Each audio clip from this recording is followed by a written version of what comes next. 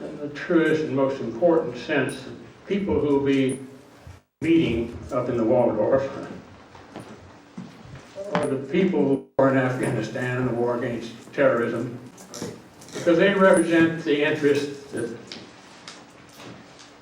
benefit from all of this terror and violence. And if we can't outface them, God knows we outnumber them hundreds of millions to one, literally, because they are a very, very small plutocracy. And they see the poor of the planet as not only expendable now, but undesirable. They don't need labor anymore. 30% of the workers in the world are unemployed, and half of the rest are underemployed. And they're worse than worthless. They're a burden.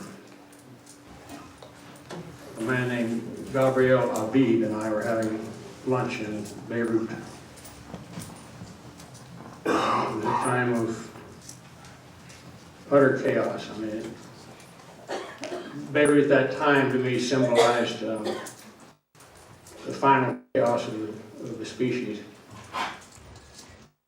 And we've been talking about Palestine, a man of enormous learning. We spent the morning in the council's library, which is an incredible library for research on the Middle East.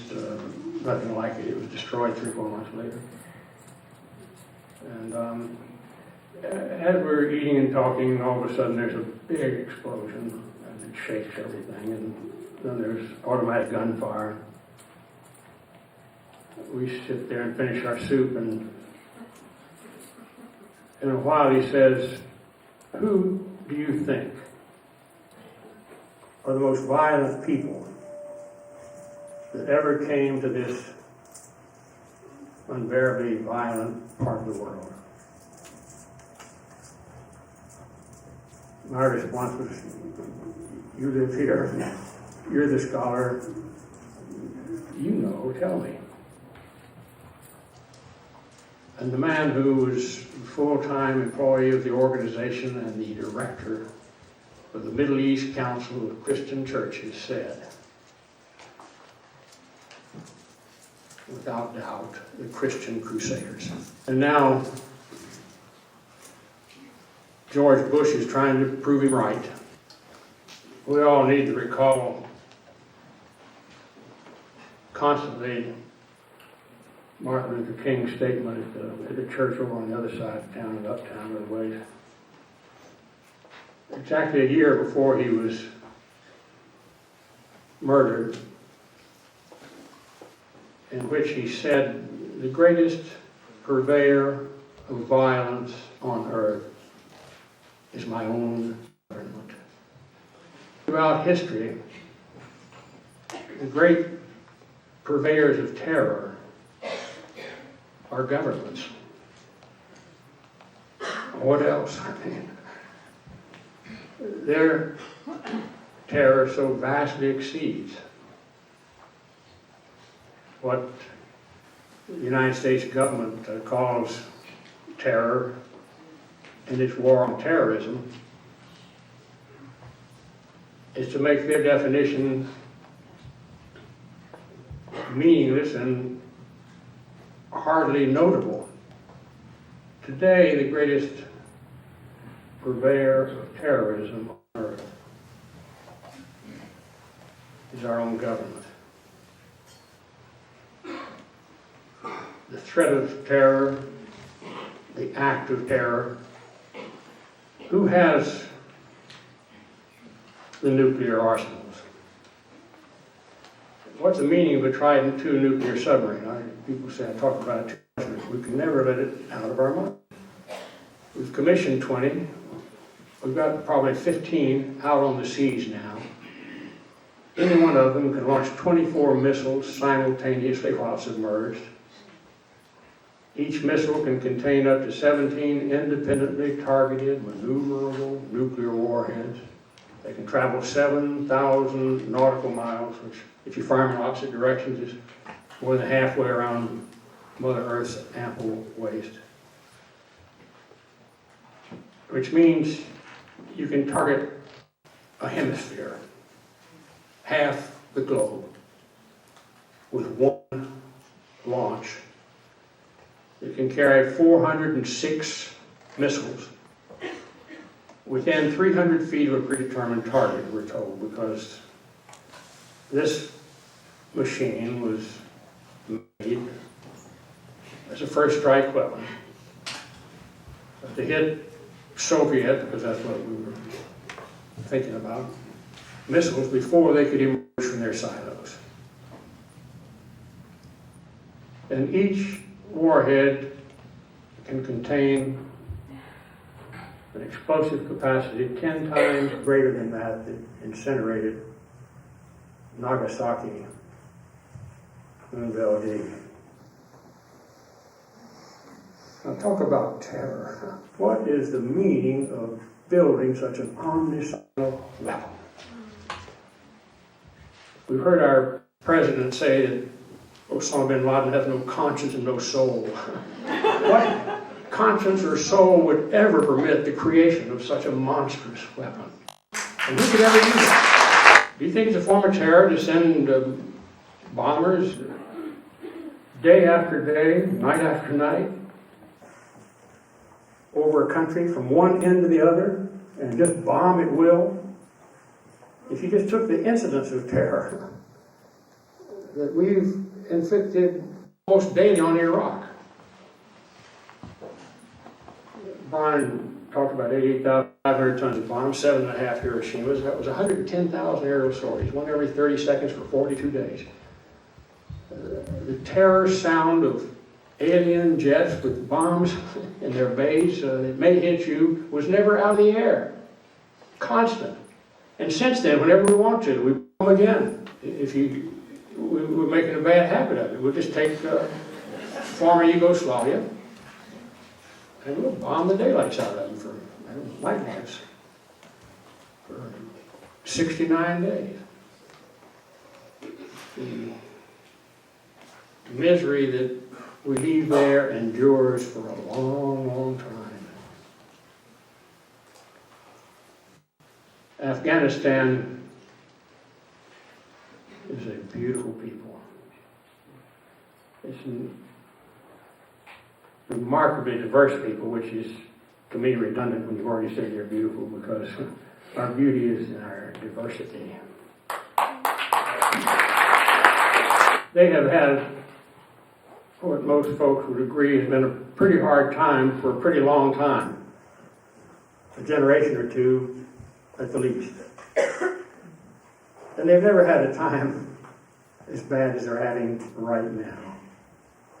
And the probability of their future being better anytime soon is very low.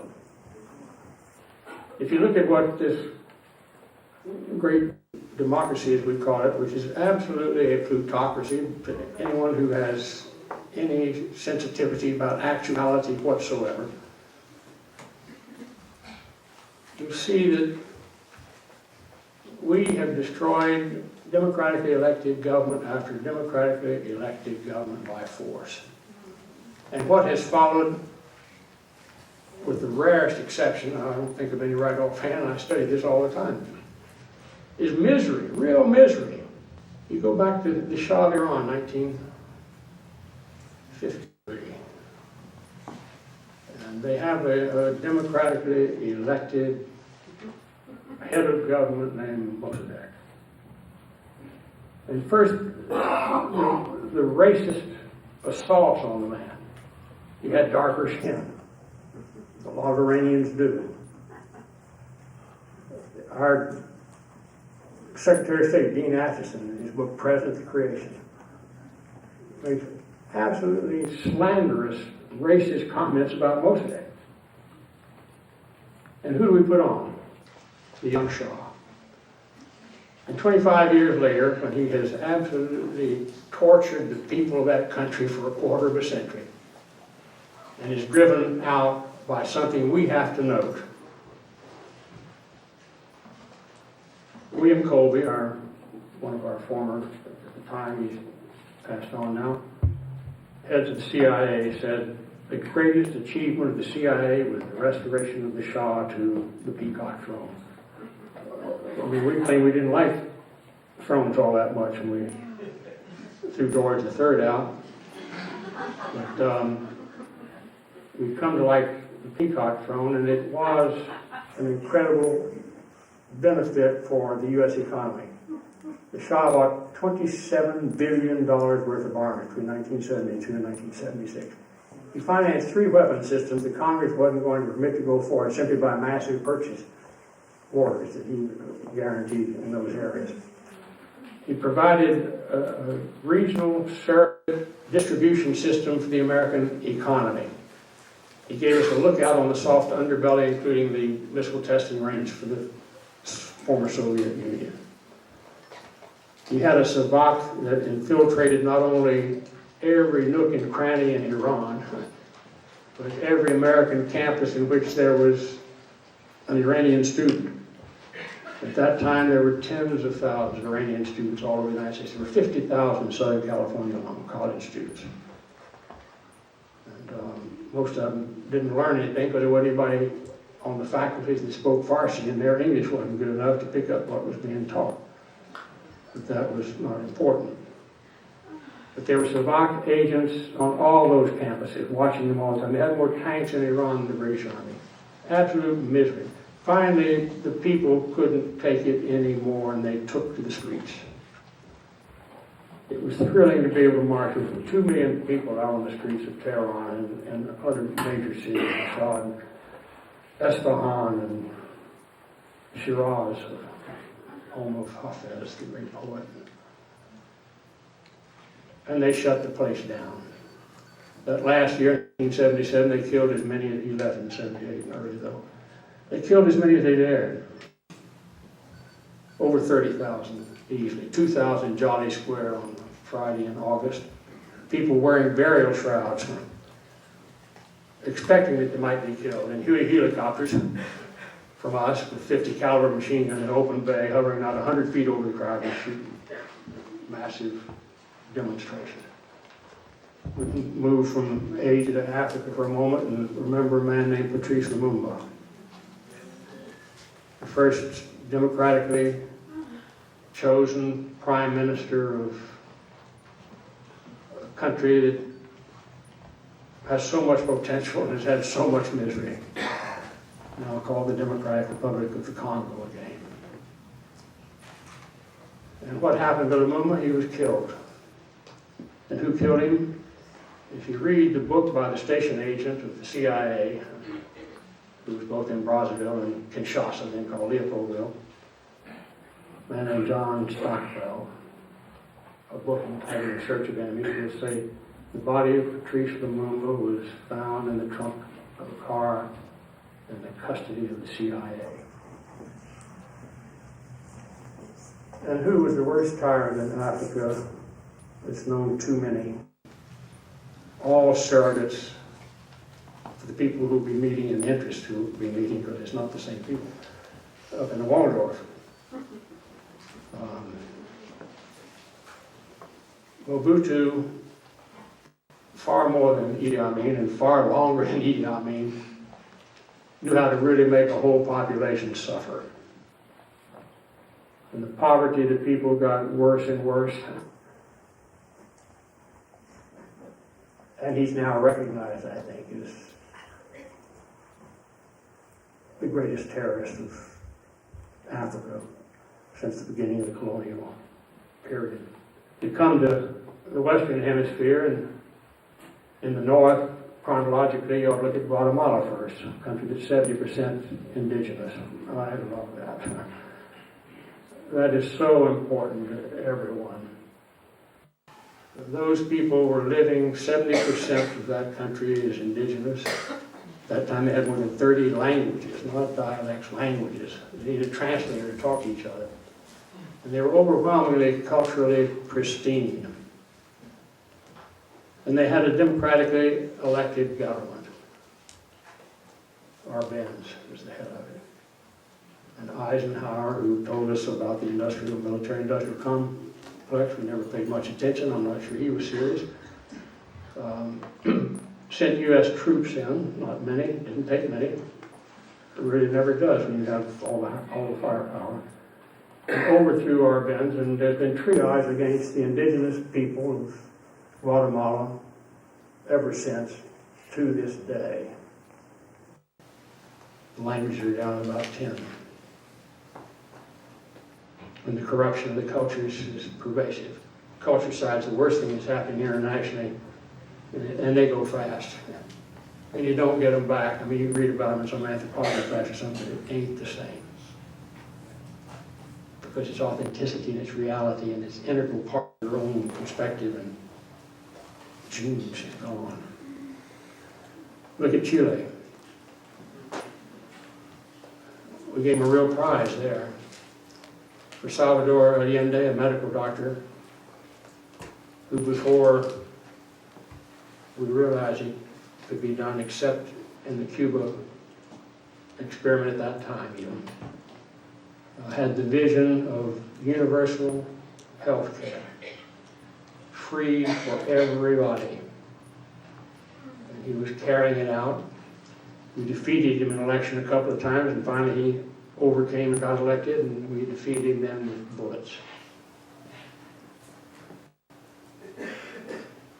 And Pinochet was his successor. And now we see that even our own government says maybe he wasn't such a good guy after all. But we ought to remember the years in which, with Milton Friedman down there and all, we talked about the miracle in Chile that we had brought about. And one of the principal charges against Laurie Berenson in her second trial in Peru was that she sang songs by Victor Jara, who was killed in Estadio, Chile. He was an entertainer of extraordinary harmony with the people of the country. They loved him. First they smashed his guitar, and then they smashed his hands, and then they killed him. And it was a crime under the Fujimori government to play songs of Victor Jara. You can go around the world the rest of the way, you can see then what's in store for countries like Yugoslavia, and if we don't overcome, and Afghanistan. We have an urgent need for foresight. We can't simply react. There's some things we know. We know they're planning a meeting of the Waldorf, and we have to be out there, and we have to be out there big. And we can't be afraid of the psychology that says the true patriot is the one who delivers his freedom on a platter to absolute obedience to government authority. We have to have the commitment to stand up to it, to damn it for what it is, and to overwhelm it. We cannot let repression permit those in power in the United States to subject the rest of the poor of the planet to the plans that they have in store for them. We've got to stop a new assault on Iraq. There's constant talk, it's a form of terror, about striking all the usual suspects in places that most of us care about, because we identify with suffering people, we identify with poor people, and we identify with people who are the victims of policies of our own government, which we have a duty to do if we love our own people. It's the only way to self-respect. But of all of them, clearly, strategically, and from everything that has been said and done and shown by our government, the number one priority for assault, again, is Iraq. I think when you look at it logistically, it anchors them in the Gulf where their hold is tenuous. gives them the platform to maintain authoritarian and tyrannical little governments in that region, like Saudi Arabia and others. It's the counterpart of Afghanistan, which is much harder to work out of. It's a part of the same plan to dominate not just the Gulf and the Middle East, but Central Asia, for the benefit of the interests that will be meeting here in New York on Brown Dog Day. When I think of the Philippines, what an incredible people, and how much they've suffered. You can't find reference to a Philippine-American war in our history books. We call it the Spanish-American War, you know. We talk about Remember the Maine and a few odds and ends like that, but 1 million people died in the Philippines, in the Philippine-American War. 200,000 outright from military violence. 800,000 from what are nearly always the greater consequences that flow, in this case primarily dengue fever. There were Senate hearings. They didn't get off the ground very well, but they got off far enough to bring forth testimony from a colonel who was ordered in the Isle of Negros by a general to kill all of the men on the island. Kill all of the men on the island. Little niggers, they call them. Literally. And the colonel said, what age, assuming that it didn't mean babies. Save the babies. By all means. 14 and over. And there are photographs of trenches full of bodies. We talked about the Philippines being our heroic ally in World War II. The march from Bataan and Corregidor and the rest. And God knows they were courageous and died. And after the war, our colony, like our colony in Africa, which was Liberia, remained the poorest and became poorer than any other country in the region. While Japan, who wasn't our courageous ally in World War II, it's a fact probably most can agree on, could have been if we had a different policy. There would have been a war. But per capita income there is up close to 30,000. In the Philippines, it's still hovering around $600 per year. There are still great slums in cities like Manila primarily, Tondo, and other areas where 1 million people live. There were 6,000 families before the closing of Subic Bay Naval Station and Clark Airport that lived on the garbage. They lived on the, you had to have a contract to forage the garbage.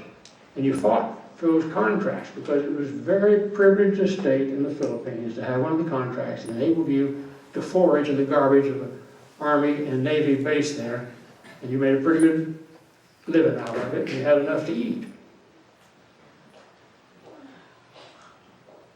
And we see what terror we rained on them with Ferdinand Marcos.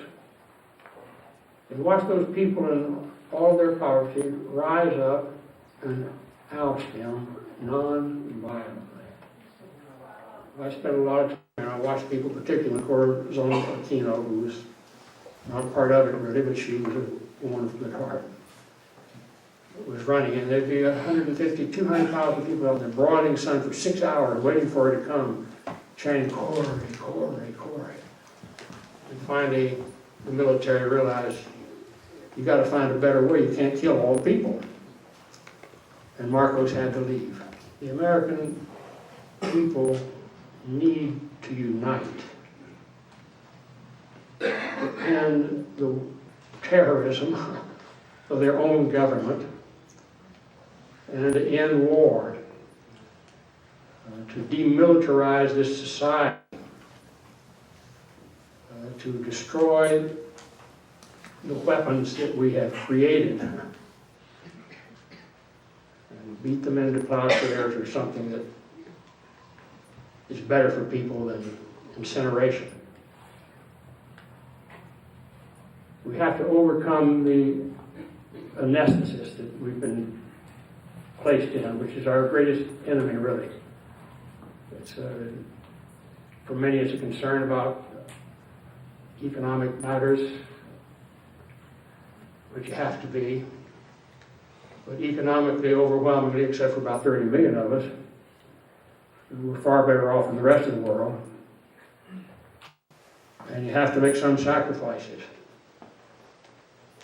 If we can't bring our own country, our own government under control to reflect values that do not seek to have our way by force and violence and terror, and do not seek to earn our bread from the exploitation of others, if we can't get off the couch and away from the television and the Super Bowl and all the other things that are the only thing we can find in life to be interested in, and care about